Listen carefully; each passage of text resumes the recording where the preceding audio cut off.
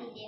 Ana dili hər bir xalqın varlığını təsdiq edən başlıca bir amildir. Hər bir xalqın öz ana dili, onun milli sərvəti, varlığının təsdiqi həmçinin milli kimliyidir. Millətin hər bir əlifbası onun millət olaraq formalaşmasında vacib şərtlərdən biri kimi hesab olunur. Doğma dilimiz olan Azərbaycan dili xalqımızın milli sərvətidir. Dilimizin bugünkü inkişaf səviyyəsi xalqımızın ən qədim xalqlardan biri olduğunu təsdiq edir. Dilini itirən xalq məhvə məhkumdur.